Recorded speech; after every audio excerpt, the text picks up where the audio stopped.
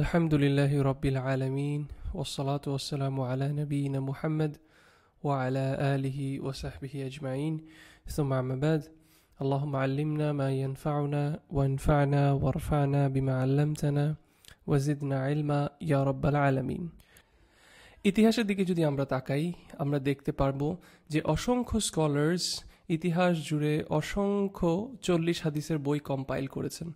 তারা বিভিন্ন টপিকে 40 হাদিস কম্পাইল করেছেন এবং সেগুলোকে নাম দিয়েছেন 40 হাদিস। যেমন জিহাদের বিষয়ে 40 হাদিস, তৌহিদের বিষয়ে 40 হাদিস, কালিমাতুল লা ইলাহা ইল্লাল্লাহর বিষয়ে 40 হাদিস, আখলাকের বিষয়ে 40 হাদিস। কিন্তু তারপরেও আজকের দিনে আমরা যদি কাউকে বলি প্রথমেই 40 হাদিসের কথা, সবার আগেই যেটা মাথায় আসবে সেটা হচ্ছে ইমাম নাওয়ী রহিমাহুল্লাহ, ওনার যে কম্পাইলেশন অফ দ্য 40 হাদিস অফ দ্য প্রফেট মুহাম্মদ সাল্লাল্লাহু আলাইহি সাল্লাম। এবং স্কলার্সরা বলছেন যে এটা শো করে ইমাম নাওয়ী রাহিমাহুল্লাহর সিনসিয়ারিটি। আজকে আমরা পৃথিবীর যেখানেই যাই না কেন, যেই মসজিদে যাই না কেন, যে বাসায় যাই না কেন, যদি তাদের লাইব্রেরির মধ্যে 40 হাদিসের কোনো বই থাকে, নিঃসন্দেহে সেটার মধ্যে একটা হবে ইমাম নাওয়ী রাহিমাহুল্লাহর যে 40 হাদিসের কালেকশন।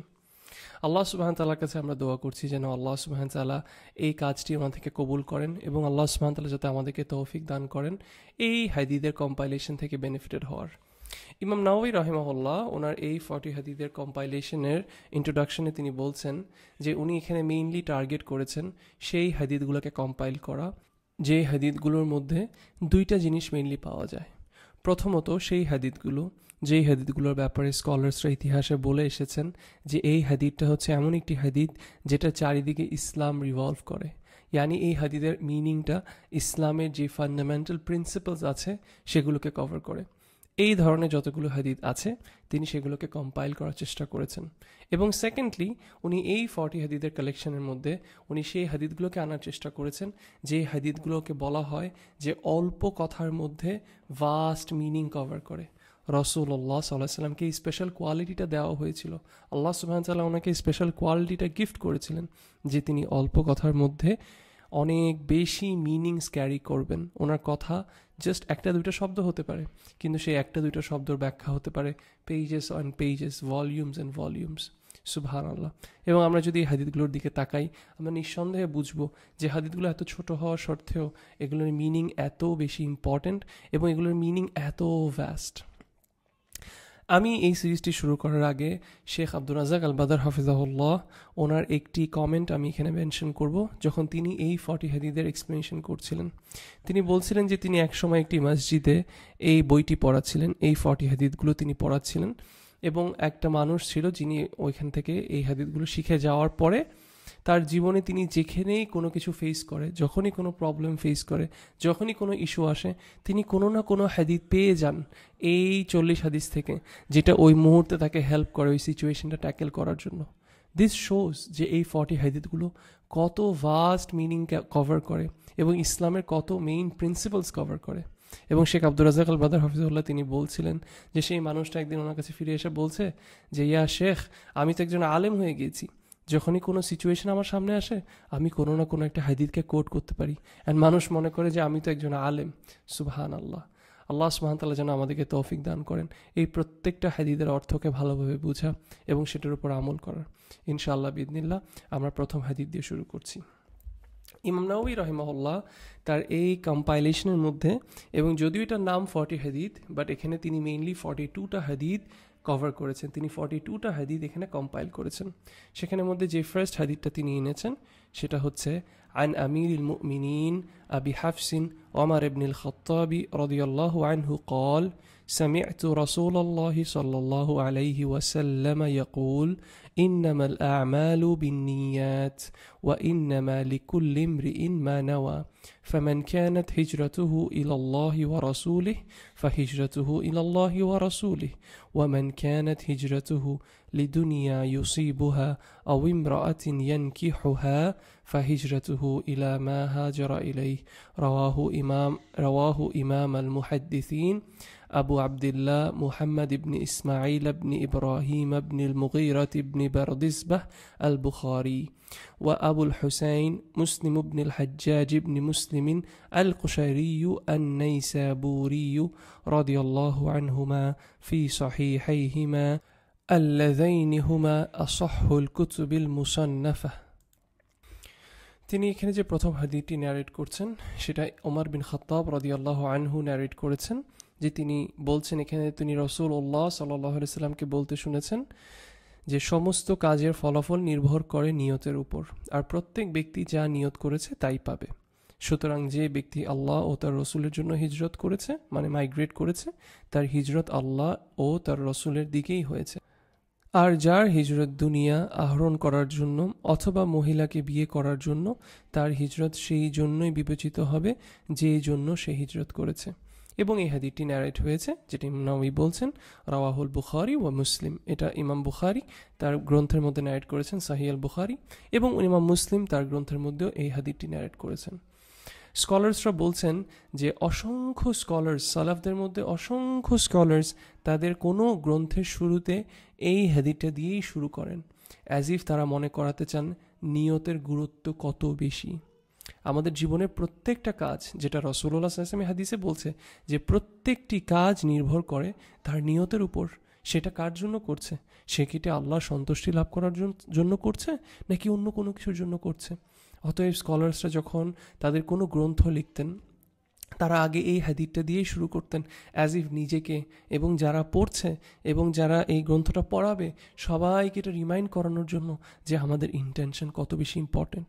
ইভেন আমি যে আপনাদেরকে এখন এই অডিওতে এই কথাটা বলছি, এখানেও আমার ইন্টেনশন কি, আমি কি আল্লাহ সুবহানাহু ওয়া তাআলার সন্তুষ্টির জন্য করছি নাকি আমি অন্য কিছুর জন্য করছি। আমাদের সব কাজের ফলাফল হবে আমাদের নিয়ত অনুযায়ী। এখানের মধ্যে রাসূলুল্লাহ সাল্লাল্লাহু আলাইহি ওয়াসাল্লাম বলছেন ইন্নামাল আমালু বিন্নিয়াত ওয়া ইন্নামা লিকুল্লি ইমরিইন মা নাওয়া। অনেক স্কলার্স বলছেন যে এখানের মধ্যে যে দুইটা লাইন এসেছে, দুটো লাইন হচ্ছে জাস্ট এমফেসিস দেওয়ার জন্য রিপিট, কিন্তু অনেক স্কলার্স এটাও বলছেন যে না, এখানে দুইটা লাইনের দুইটা অর্থ। প্রথম লাইনটা আমাদেরকে বলছে যে আমাদের কাজ মানে গ্রহণযোগ্য হবে নাকি হবে না সেটার কথা বলছে প্রথম লাইনটা, যে আমাদের নিয়ত অনুযায়ী এটা যাচাই করা হবে যে আমাদের কাজটা কি একটা ইবাদত হিসেবে গ্রহণযোগ্য হবে নাকি না। এবং সেকেন্ড লাইনটা আমাদের নিয়ত অনুযায়ী আমরা জাযা পাবো। অতএব আমাদের প্রত্যেক মানুষের এটা মনে রাখতে হবে যে আমরা কোনো কাজ কার জন্য করছি। এই নিয়তের বিষয়টা এত সাটল, এই নিয়তের বিষয়টা এত সূক্ষ্ম, যেটা আপনি কাগজে কলমে দেখতে পারবেন না, এটা আপনি মুখের এক্সপ্রেশনে দেখতে পারবেন না। এটা কমপ্লিটলি একটা হার্টের বিষয়, এবং শুধু আল্লাহ সুবহানাহু ওয়া তাআলা জানেন যে কার অন্তরে কি আছে।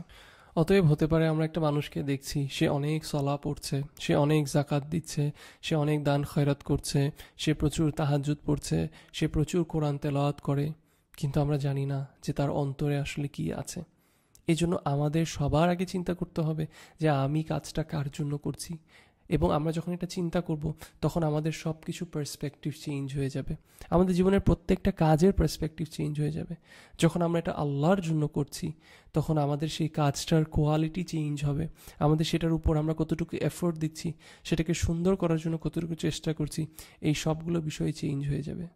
এবং রাসূলুল্লাহ সাল্লাল্লাহু আলাইহি ওয়াসাল্লাম এই নিয়তের কনসেপ্টটা বোঝানোর জন্য একটা গ্রেট ওয়ার্শিপের এক্সাম্পল দিয়ে বোঝাচ্ছে, যেটা হচ্ছে আল্লাহর জন্য মাইগ্রেট করা। সুবহানাল্লাহ, এটা অনেক বড় একটা ইবাদত, এবং এটা করতে হবে শুধু আল্লাহর সন্তুষ্টি লাভ করার জন্য। সেই জন্য তিনি উদাহরণ দিয়ে বলছেন যে হিজরত করলো আল্লাহর জন্য এবং যে হিজরত করলো এই শরিয়াকে অবেই করার জন্য, তার হিজরত হবে আল্লাহ এবং তার রাসূলের দিকে, মানে তার এই হিজরতটা কবুল হবে এবং এটা আল্লাহর কাছে ইবাদত হিসেবে গ্রহণযোগ্য হবে। কিন্তু যে মাইগ্রেট করছে কোনো দুনিয়াবি কাজে অথবা কোনো নারীকে বিয়ে করার জন্য, তাহলে সে যে সেটাই পাবে যেটার জন্য সে নিয়ত করেছে, সে এটা থেকে কোনো সওয়াব পাবে না। এবং সেম এই হিজরতের বিষয়টা আপনি অন্য জীবনের অন্য কাজে অ্যাপ্লাই করতে পারবেন। ধরেন ফর এক্সাম্পল, যে চাকরি করছে আল্লাহর সন্তুষ্টি লাভ করার জন্য, হালাল রিজক আনার জন্য, যেটা দিয়ে সে পরিবারকে চালাবে, এটা যদি তার নিয়ত হয় তাহলে তার চাকরি করাটাও একটা ইবাদত হয়ে যাবে। কিন্তু কেউ যদি চাকরি করে জাস্ট ঘরে খাওয়া দাওয়া আনার জন্য, পরিবার চালানোর জন্য, তাহলে সে সেটাই পাবে। হ্যাঁ, তার কোনো গুনাহ হবে না, কিন্তু সে এখান থেকে কোনো সওয়াব পাবে না, কারণ তার ইন্টেনশনটা করা হয়নি। সুবহানাল্লাহ, আপনি ভেবে দেখেন আমাদের প্রত্যেক কাজে এই হাদিসটাকে আমরা অ্যাপ্লাই করতে পারবো। আমাদের ঘুমানো থেকে শুরু করে, আমাদের মানুষের সাথে ভালো ব্যবহার থেকে শুরু করে, আমাদের কাজকর্ম, আমাদের পড়ালেখা, সকল বিষয়ে এই হাদিসটা অ্যাপ্লাই হয়। এই জন্য বলা হয় যে এই হাদিসটা is one of the most important হাদিস ইন আওয়ার দিন। সুবহানাল্লাহ, because it is the matter of the intention. এটা আমাদের ইন্টেনশনের বিষয়। এবং এটা একান্তভাবে আল্লাহ সুবহানাহু ওয়া তাআলাই শুধু দেখতে পারবেন। এই জন্য প্রত্যেক মুসলিমের উচিত কোনো কাজ করার আগে নিজেকে চেক করা, সেটা কার জন্য করছে। সালাফদের মধ্যে এমন অনেক স্কলার্স আছে, তারা বলেছেন যে যেই জিনিসটা সবচেয়ে বেশি কঠিন তাদের জন্য সেটা হচ্ছে ইন্টেনশনকে ঠিক রাখা, কারণ এই ইন্টেনশন প্রত্যেক মুহূর্তে মুহূর্তে বদলায়। অতএব আমাদের চেষ্টা করতে হবে যাতে আমরা আমাদের ইন্টেনশনকে সবসময় পিওরলি শুধু আল্লাহ সুবহানাহু ওয়া তাআলার জন্য রাখি। মনে রাখবেন, এই ইন্টেনশন আপনার ইবাদা এবং আপনার অভ্যাসের মধ্যে যে কাজগুলো আছে সেগুলোর মধ্যে ডিফারেন্সিয়েট করে। যেমন ধরেন, ফর এক্সাম্পল, দুজন মানুষ একসাথে বাথরুমে ঢুকেছে এবং দুজন মানুষ সেম টাইমে গোসল করছে, কিন্তু একজন গোসল করছে মানে তাহারার জন্য, সে আল্লাহ সন্তুষ্টির জন্য, এটাকে একটা ইবাদা হিসেবে করছে, তাহলে তার এই গোসলটা একটা ইবাদত হিসেবে গ্রহণযোগ্য হবে।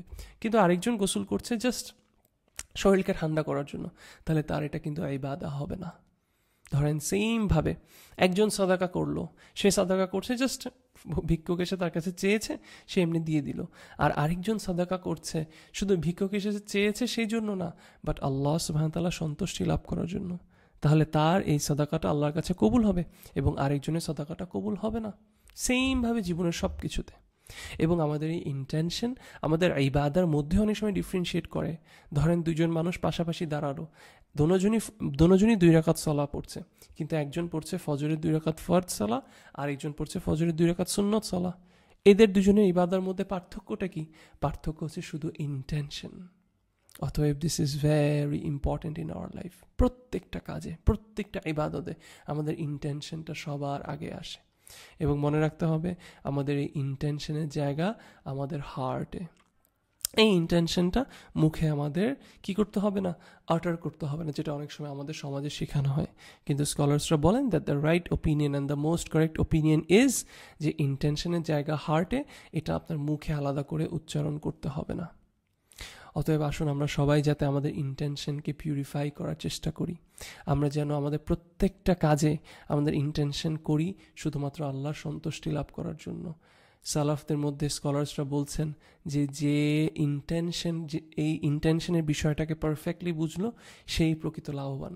কারণ যে ইন্টেনশনকে বুঝলো তার ঘুমানো থেকে শুরু করে প্রত্যেকটা কাজকে জাস্ট তার ইন্টেনশনের উপর কাজ করে সে সেটাকে একটা ইবাদতে কনভার্ট করে ফেলতে পারবে। সুবহানাল্লাহ। আল্লাহ সুবহানাহু ওয়া তাআলা যেন আমাদেরকে তৌফিক দান করেন যে আমাদের প্রত্যেকটা কাজের আগে আমরা আমাদের ইন্টেনশনকে পিউরিফাই করে আমরা যেন সেটাকে ইবাদতে কনভার্ট করতে পারি। আজকের জন্য এতটুকু। সুবহানাকাল্লাহুম্মা বিহামদিক ওয়া নাশহাদু আন লা ইলাহা ইল্লা আনতা ওয়া নাস্তাগফিরুকা ওয়া আতুবু ইলাইক। জাযাকুমুল্লাহু খাইরান। আসসালামু আলাইকুম ওয়া রাহমাতুল্লাহ।